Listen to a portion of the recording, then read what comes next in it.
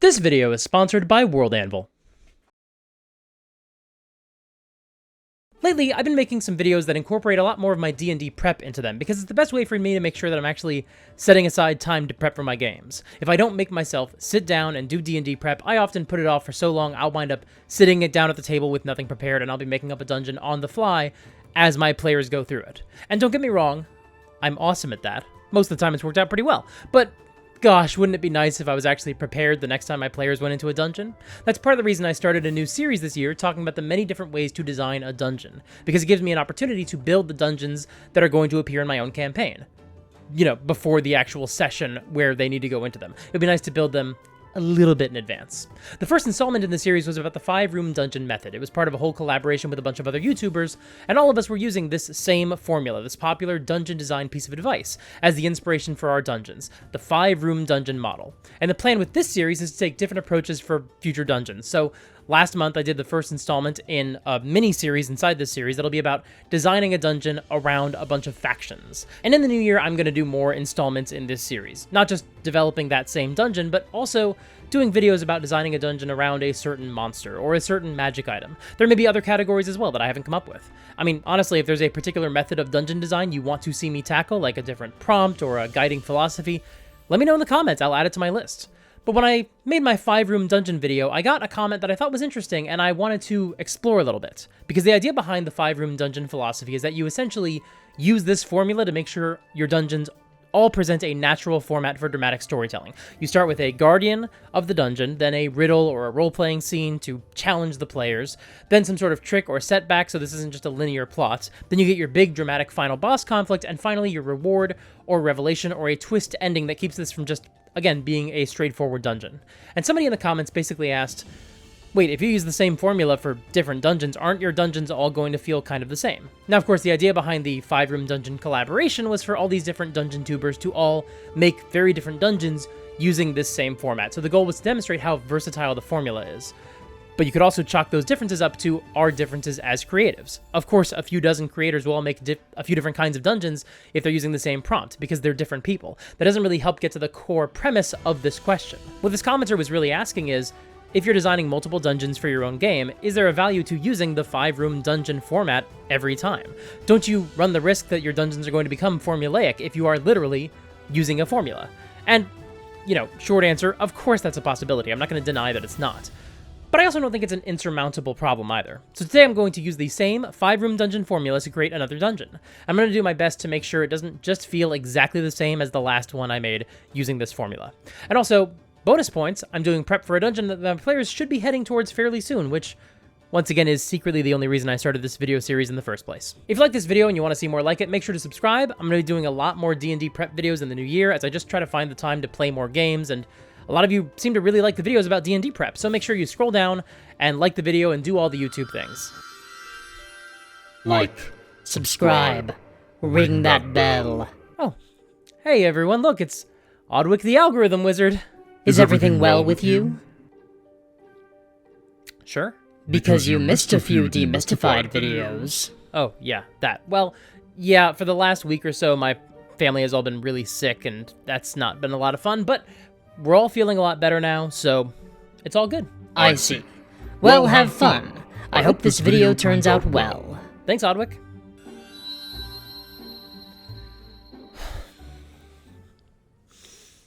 Now, fortunately, when I'm designing this dungeon today, I'm not starting from square one. My players already have a quest they were planning to go on, but they actually got sidetracked from that quest by doing a favor for a hag.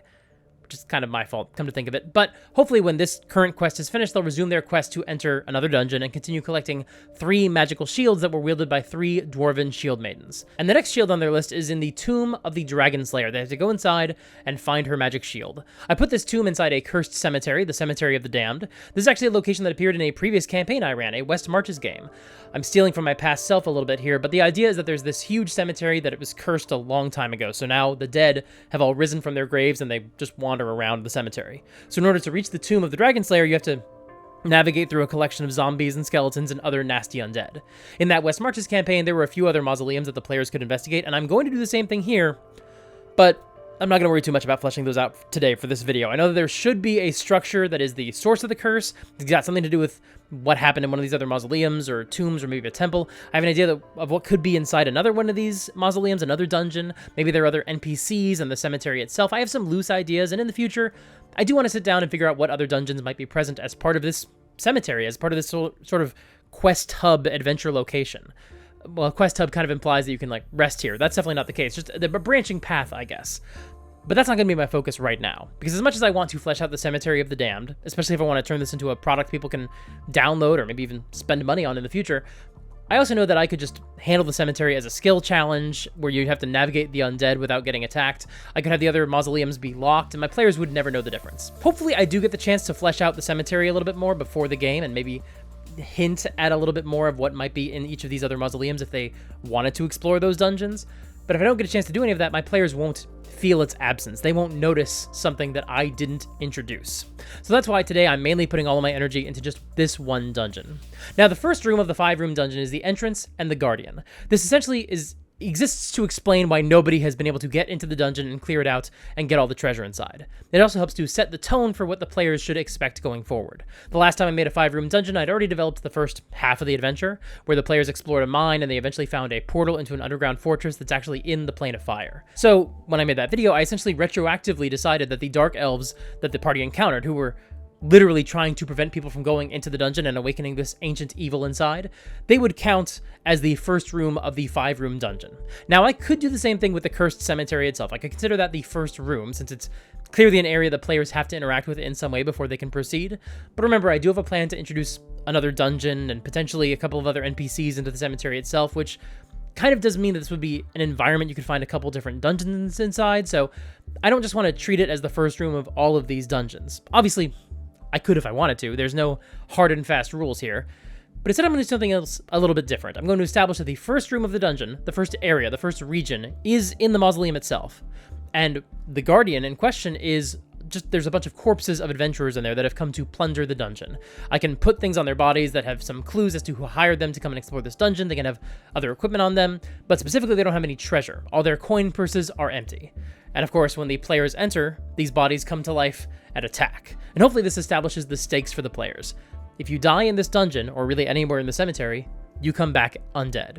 Now, my players are currently 6th level. They'll probably be 7th level once they finish their current mission, so that's probably the lowest possible level they might be by the time they reach this dungeon, and that's assuming they don't go somewhere else and go on some other adventure first, which is always a possibility with this group. Really with any group, but really with this group. So, an entry room full of zombies or skeletons is not going to be that difficult for them to deal with. But this is the first change we're going to make. Every room of this dungeon is not just going to be one room like it was in the last dungeon I designed. It's going to be 2 or 3. Each room of the 5-room dungeon formula, for today's purposes, is going to be more like an area for us. That's going to help it from feeling quite like we copy-pasted the previous dungeon and just changed some words around. Like an SNL sketch where they do the exact same sketch again with basically all the same characters, but they just do slightly different jokes with slightly different setups, but they're basically the same jokes with the same premise. We're trying to hide the fact that we're using the exact same formula here. We don't want it to be as obvious as, you know, a weekly TV show that has to fill like an hour and a half of content. So different rooms as part of each room, making each room more like an area, is going to help a lot with that. Additionally, we have the freedom to make this any kind of undead. Maybe the curse doesn't always bring people back as zombies or skeletons, but instead it's more random. You might die and come back as a revenant, or a vampire, or a wight. So maybe these are actually ghouls. Ghouls are a much nastier foe, as anybody who's been keeping up with Campaign 4 of Critical Role can attest to. However, we're also going to pair these ghouls with some shadows. There are going to be some black scorch marks on the walls, and the shadows will emerge from these black marks. Because what I'm trying to do right now is some foreshadowing for the big final boss of the dungeon. Now, once again, shadows are nasty monsters when you're low level, but they're probably not as bad for a 7th level party. So I might have to beef them up a little bit on the day. I might tinker with their stats before the session, or I might play with them in the middle of combat. But that is something I have the freedom to experiment with if I don't get a time to do that as part of my prep. Now, for room 2, the goal is to present a puzzle or a role-playing challenge, something that challenges the players themselves rather than just their characters and their character sheets specifically. In this case, we're going to give them a branching path. In one direction, they can meet a skull that has been animated by the Curse of the Cemetery, just like all the undead have been, but this skull is wearing a headband of intellect, so it's able to retain its human or dwarvish sentience. This is kind of perfect because I have a wizard in the party, and he might want that headband. And so there's kind of a moral question there. Are you going to take the headband and turn this guy back into just a mindless rabid skull, or are you going to leave the headband on this character when you know that's some treasure you could actually use? But also, the ranger of the party was infected by lycanthropy, and they specifically requested a talisman from the hag that would allow them to maintain control over their mind no matter what. So in a weird way, this skull can kind of represent the consequence of that sort of magic item. The skull has been trapped in this tomb, going insane with no one to talk to, because he specifically still has his mind and his autonomy. I'm going to name this skull Otto. I don't know why, it just feels right. And I think this skull is one of the former lovers of the Dragon Slayer, someone who was buried in her tomb once he also died. I assume someone cut off his head. I think maybe she had a whole bunch of lovers. Maybe it was a whole big group of shared lovers, or maybe the Dragon Slayer was just incredibly adored and had a lot of partners who wanted to be buried with her when they died. Both those options are funny to me. But this means that Otto the Skull might not be especially interested in helping the party raid the dungeon of his girlfriend. If they want his help, they're going to need to give him a really good reason. And I don't know what that reason would be. I don't know how they could convince him. All I can do is make him an interesting and compelling character that I believe in and see what they say. But if they do get his help, he might be able to give them a faster path through the dungeon. And he also might be able to tell them where his spell book would be stored. It would be with his body and the rest of his effects. And unlike the Headband of Intellect, he's not currently using the spell book, so he might guide them to his own little tomb. Of course, they could go through the other pathway on the same level instead, but in order to do that, I think they need to face a riddle or a puzzle. Maybe this portion of the dungeon has a Sphinx inside with a riddle for the players. For the Sphinx's stats, we'll use the Sphinx of Lore. That feels about the right level for this party. Plus, a few of the players are really big fans of the Legend of Vox Machina cartoon, so I think they would love to either solve a Sphinx's riddle and or fight a Sphinx. And if the players manage to recruit Otto the Skull, he might know the riddle, or at least might be able to give the players a hint on how to solve it. Now, again, I have no idea what that riddle will be. I have to think on that a little bit more. That's a pretty big part of my prep, honestly, to leave for later. But again, worst case scenario, I can Google a riddle before I sit down at the table. Additionally, this level of the dungeon is going to have some other creepy, crawly critters in it, just sort of random things, specifically to give the players a break from undead. So maybe some gricks or some giant bugs or big worms or things like that. This is also going to be a nice bit of foreshadowing for what's coming later in the dungeon. Now, on the third level is the one where the players are meant to find the sarcophagus of the Dragon Slayer. This is where she was buried. But in order to reach her chamber, they have to fight the now reanimated bodies of these warriors that were also her lovers. Most of them were down on this level. Poor Otto was maybe one of the lower tier lovers or died later in life or just wasn't a warrior, so he got shelved further away. But maybe these are all elite warriors. These are the wives of the Dragon Slayer. Damn, the Dragon Slayer sounds cool as hell. I love her. I think my players are going to love her too, retroactively. But once the players fight these more elite undead, they'll discover that the Dragon Slayer's sarcophagus has been moved. Something dragged it away and down into a cave below the dungeon. This is the third room of the formula, the trick or setback. We're making it multiple rooms once again, but it is functionally just that chamber of the formula.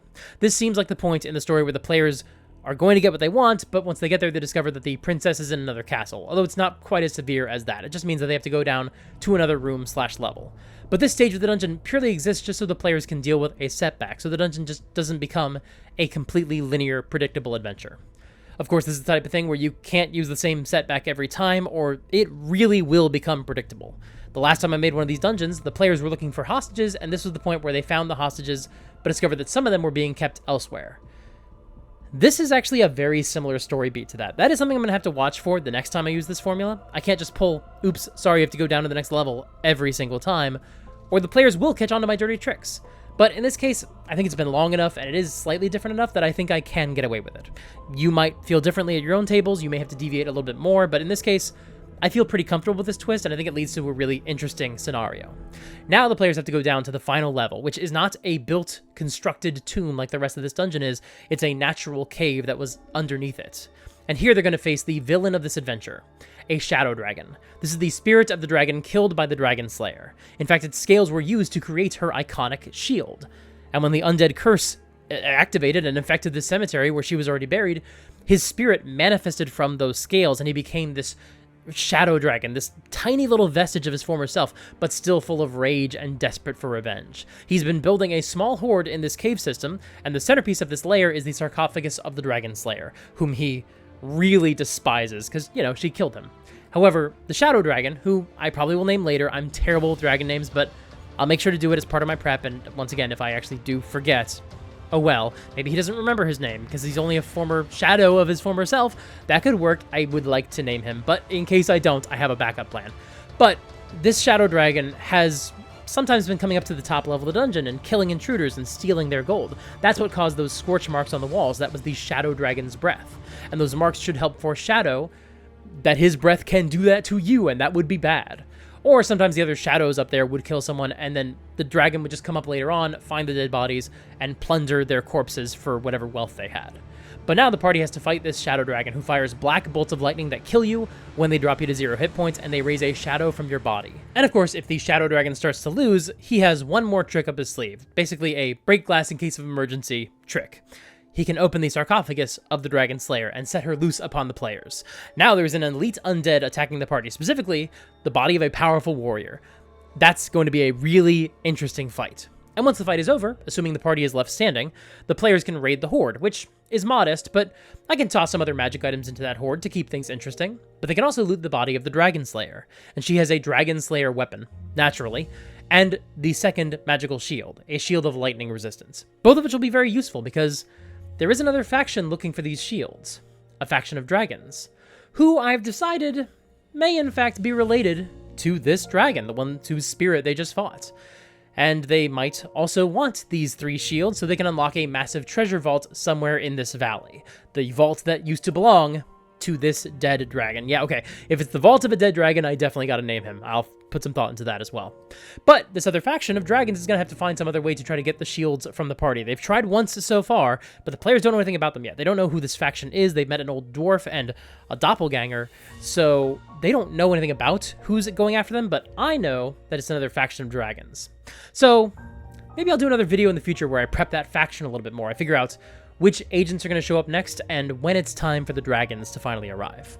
Of course, once I've done that work, I need to make sure to actually add those details into the articles I use to keep track of this campaign. Because when I run this campaign, I actually use today's sponsor, World Anvil. World Anvil is a fantastic online toolkit that you can use to keep track of all of the details of your campaign. You can make wiki-style articles for anything and everything in your world, including monsters, magic items, NPCs, legends and myths, factions, nations, gods, and so much more.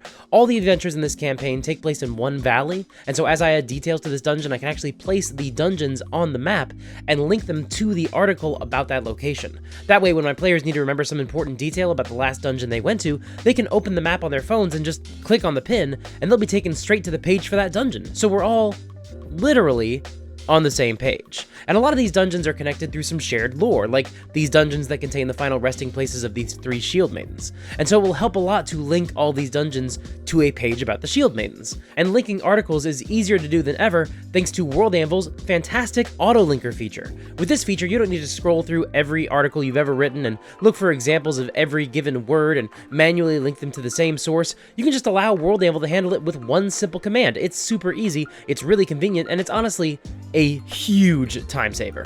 And World Anvil is offering a discount to the viewers of this channel. If you visit worldanvil.com/supergeekmike and use the promo code SUPERGEEK at checkout, you can save 51% off of any annual membership. That's more than half off. Once again, that's worldanvil.com/supergeekmike and use the promo code SUPERGEEK. Thank you so much to World Anvil for sponsoring this video. Overall, this feels like a really solid dungeon, and we should definitely be able to get a great day of adventuring out of it.